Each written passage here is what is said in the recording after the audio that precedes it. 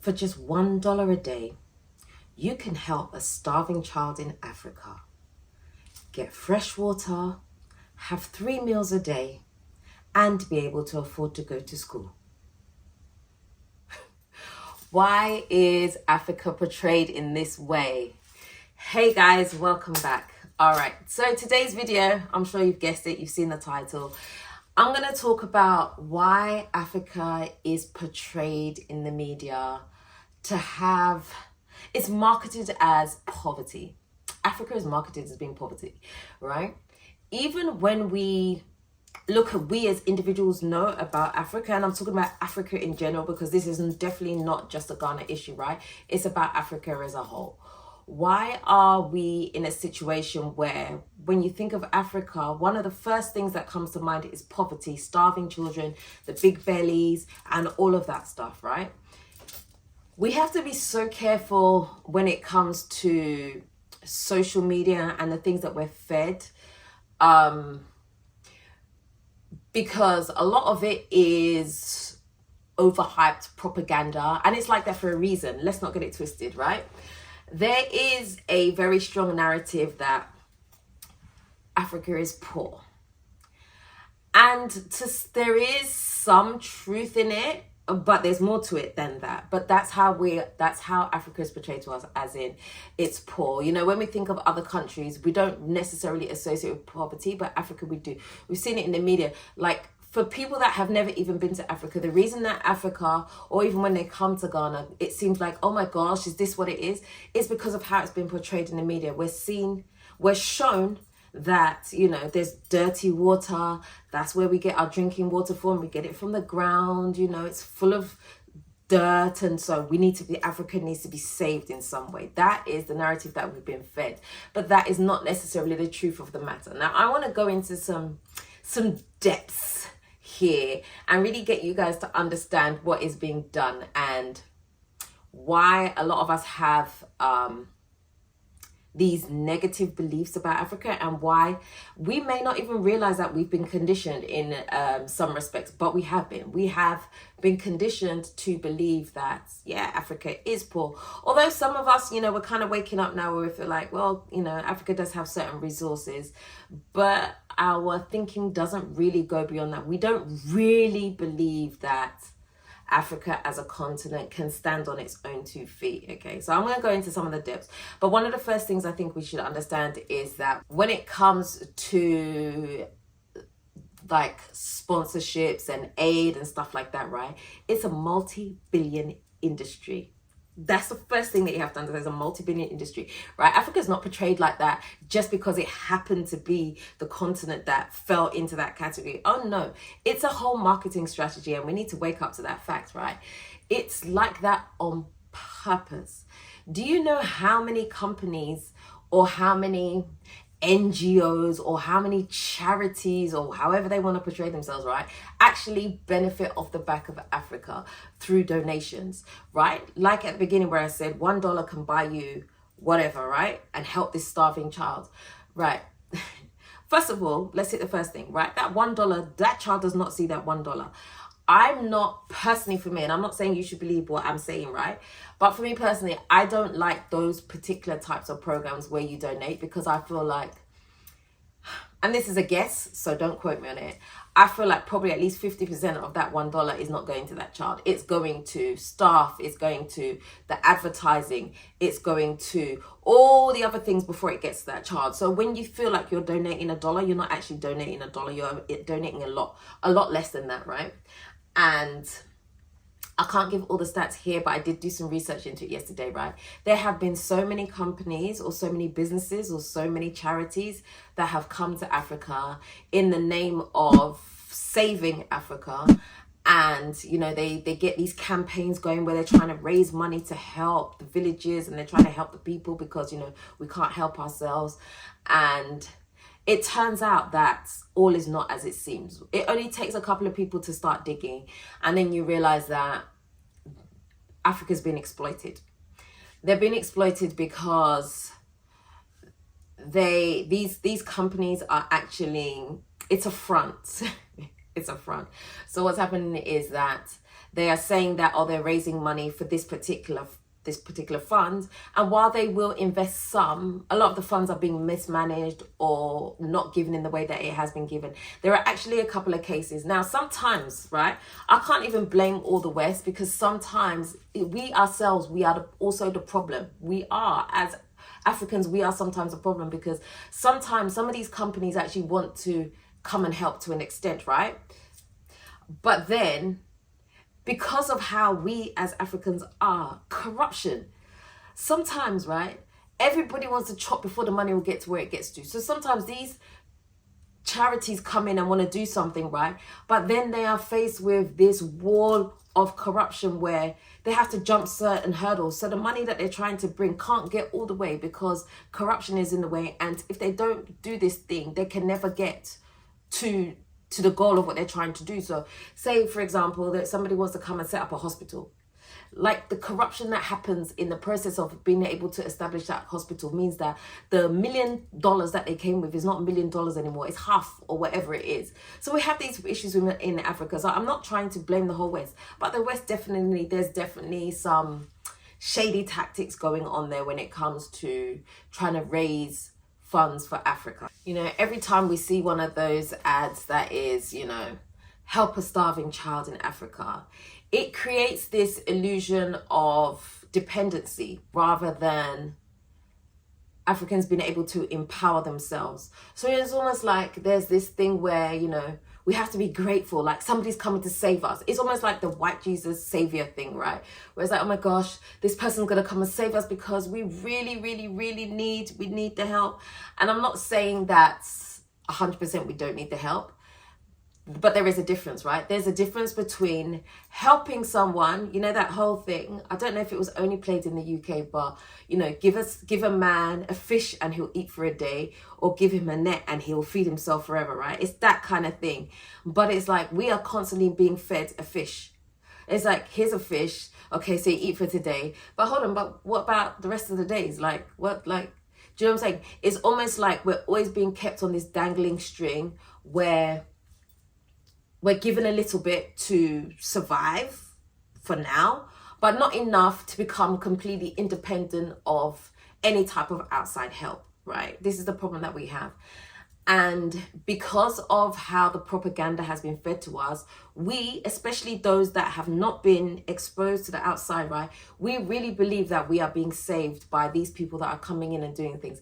And I have to say again, I'm not trying to say that all of these campaigns are bad. I'm not saying that, but a lot of them, they are there to exploit Africa because there is benefit in it for them too, right? Huge benefits. Probably I would say even more benefit for them than it is to Africa, right? So it's not necessarily about saving Africa. It's about advertising Africa as poverty in order to advance themselves, right? And keeping us in a certain place.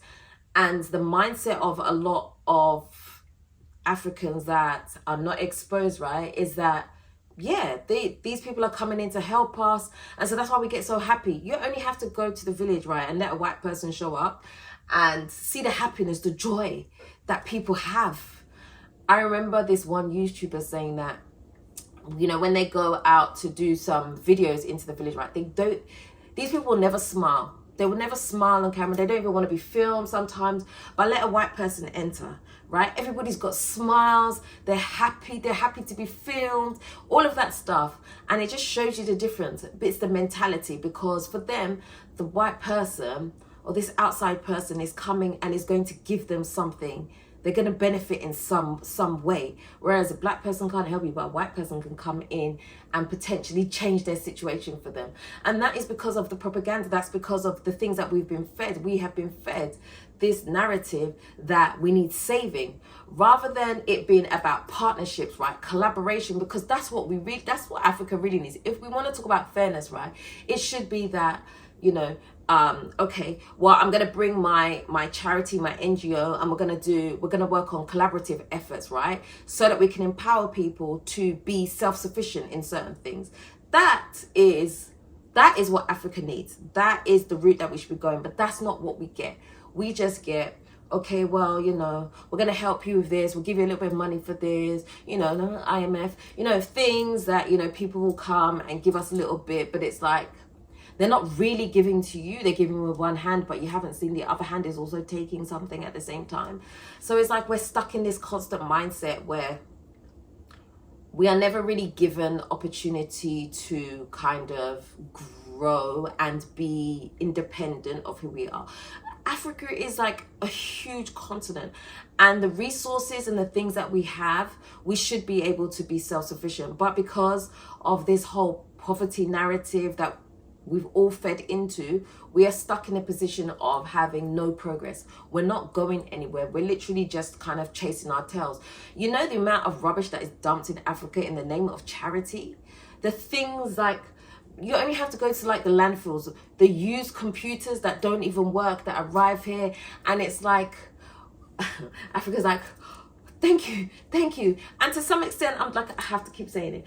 It's not always a bad thing, but sometimes it is. In fact, a lot of the time it is, because it's like, it's just trash that's being given to us. We're not being given genuine opportunities, right? It's just enough to pacify in some respects, right? So they can keep their campaigns going. You have to be seen to be doing something. So that's what we are fed. We're very much fed that. The narrative that's being built, right, is a very much colonial propaganda. It's one where Africa is portrayed as being uncivilized, right? We're uncivilized beings. We don't know how to, we don't know anything about, you know, being sanitary. We, you know, especially with our open gutters, and, you know, we don't know how to do, we're very village-like, right? We're very village-like people. And so, you know, we need people to come in and save us in that respect. But the thing is, we have to remember, right? If we're smart, we have to remember, these Western countries have poverty in the same way that Africa does. Sometimes even worse. Like, it's hidden in the West. Poverty is hidden in the West, right? And this is what they do, right? So for Africa, when we see that there are places where Africa is, where poverty is, right? Where we have strong amounts of poverty, right? It's seen as a systematic problem. It's seen as, okay, Africa's like that because of how it is being led. You know, it's a whole thing. It's a whole system. It's all the people. Everybody's responsible for it. But in the West, when we see poverty, it's because it's an individual that has made bad decisions that have brought them to that place, right? It's not to do with the system. The system works. In the West, the system works. You know, if you have the issues of poverty, is because, you know, perhaps that person has come from a family of drugs or whatever. It's more individualized. But for Africa, it's not an individual problem. It's a systematic problem. It is the whole of Africa's problem, right? Because we don't have, our foundation is not good. And so those are some of the issues that we have. And that's why we need people from the West to come and help us, to help us build that foundation. They have to do it for, you know, they can't give us the tools to do the foundation ourselves. We need their help, otherwise we won't be able to do it. You know, the media still very much focuses on famine. It never really shows the innovation that's happening, the good things. Think about it. Whenever you see TV, the news, CNN, any of those things, how many times do they report about good things that are happening? It's not by accident, it's on purpose, right? It is in their benefit to keep Africa in check, to keep us at a certain level, because the truth of the matter is, if we get our ish together, we are going to be a force to be reckoned with, and that's not where they want us to be. So they have to continue to bring in these charities to help us, to show that Africa is forever struggling. We are always in need of the West's help. We can never stand on our own 2 feet. And it doesn't necessarily happen in other countries so much, because they're not necessarily a threat in the same way that Africa as a continent can be a threat. And so we have to realize what is happening here. And, you know, a lot of us, I'll be honest, a lot of us have bought into that whole propaganda of Africa can never be self-sufficient. Look at our currency. Look at, there's so many ways that we are being controlled that we don't even know. And it's like, you can't fix those things until we wake up to the fact that we are being controlled through the media, through all these different ways, right? Until we realize that we can't fix it. We can't fix our house until we're willing to even look inwardly at where our problems are. Our problems start from corruption. It does, because if the top is greedy, everybody else underneath is going to be greedy. That's just how it works. No, and then there's the psychological impact that we have, right?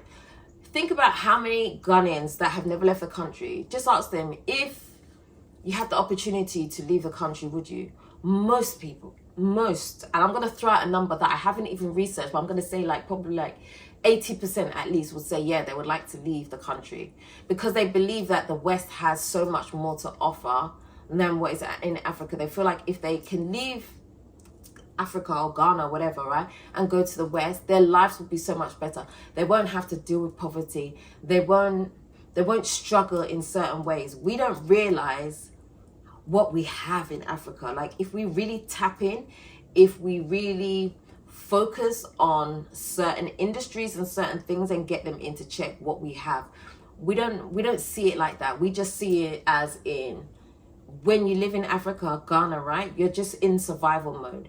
And the only way to save yourself is to aspire to leave the country, because when you leave the country, you can go to the West, you can get yourself together, and you can make a better life for yourself. And while that can have some element of, yeah, it can be true, it's not true in the way that people think, right? And the West is not easy. That's why some people, when they leave Ghana and go to the West, right, they have a huge culture shock, because it's not easy. It's not the lifestyle. It's not the lifestyle that they think it is, right? It's hardworking. You have to be constantly grinding in order to have something for yourself. Whereas in Ghana, you have to create opportunities for yourself, and that's the difference that people have. Again, it boils down to systems. The West is going to give you a system to make sure that as much as possible, you won't fall flat on your face. Whereas there's no system when it comes to Ghana that will catch you if you find yourself in trouble, right? If you find yourself in poverty, you're in poverty. You have to dig yourself out. There's no one coming to help you. No one's going to save you. Whereas in the West, you have the opportunity to be saved by the government. It just reinforces that if you want to progress yourself, if you want to be better, right, it means that you have to be touched by the West somehow. And as I said in the beginning, right, a lot of these things are not necessarily things that are at the forefront of your mind. It's just how we've been programmed to think. I think a lot of us, if we really look internally, I think a lot of us would probably agree that we have these false narratives in our heads where we believe that, if everything goes to shit, we can go to the West because the West is going to save us. We still do. We still have it. We feel like that's where the safety net is in the West. It's not in Ghana. How many people want to, when you fall in hard times, are going to be like, I'm going to thug it out in Ghana. I'm going to make sure I put this into place and, it's going to be all right. No. If we can run to the West, we're going to run to the West. And the reason for that is because that is how things are portrayed for us.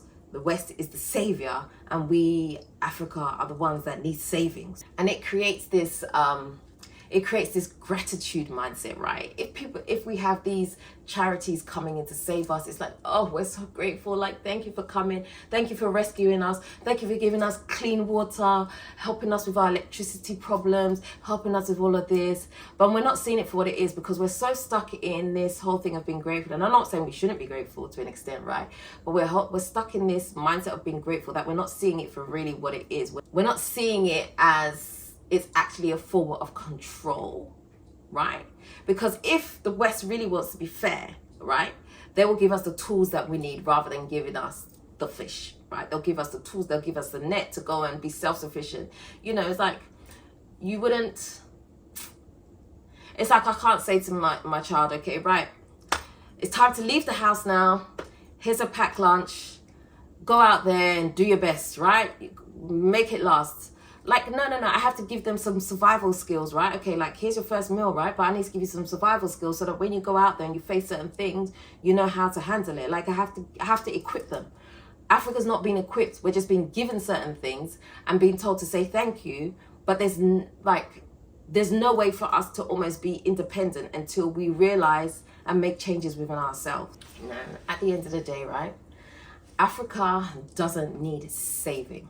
What it actually needs is, we need fair trade, we need respect, and we need to be able to build our own stories, right? We need to be able to move away from that whole narrative of poverty and create our own story, what Africa represents, right? We need to move away from that now. So we need to be able to talk about creativity among the youth. We need to be able to talk about innovation. We need to be able to tell those stories more than the poverty one. The poverty story is just so well marketed that until we break that mindset within ourselves, we will always be seen that way. And, you know, one of the great things that we're doing is that more of us are coming back now. More of us are coming back to Africa, to Ghana, and we're seeing what's really happening on the ground. And we're going back and we're telling these stories. There are hundreds and thousands of YouTube videos where you see all the wonderful things. And it's always surprising to me when people are like, this is Ghana. Can you believe that this is Ghana? This is not the West. And, you know, we love that whole thing. But anyway, it's not necessarily a bad thing, but it's like, again, we still don't realize that we've still bought into that whole thing, like, that can't be Ghana. Like, really? Is that what it is? You guys are not living in mud huts? Like, you have clean running water? It's like, oh my goodness. You know, like, we have been programmed so much without realizing. So the more of us that come back, you know, we get to expose the real of what Ghana is like, the lifestyle that you can have, you know, the great things that are happening on the ground. And so that's good. The more of us that come, we're going to change that. But we have a long way to go. And a lot of it is also going to start with people that just have never traveled, because we have to also change their mindsets so that we can help each other. So those of us from the diaspora that are moving to Africa, we can help, you know, people that haven't traveled to understand that our resources are there in Africa. Like, Africa can be great. We don't necessarily have to rely on a handout in order to be great. And it's going to take us some time. Again, you know, going back to like some of my older videos, it's just what we believe about ourselves. So until we change that, we can't, it's going to be difficult for us to move forward. And we're always going to be the victims of the whole poverty story, which is just unfortunate. But anyway, that is that. Let me know what you think about what I've said. Do you agree? Do you think that you've bought into this whole poverty thing? Has this video opened up your eyes to perhaps what are the words I'm looking for? I can't even think. Has this video opened up your eyes to think about maybe what you've been fed but haven't realized that you've been fed? I'd like to know, because even in me doing this video and thinking about it last night, I was like, you know what, there's probably some things that I have bought into that is not true, and you won't think about it until you really think about it, if that makes sense. But anyway, I'm going to end the video there. Let me know what you think.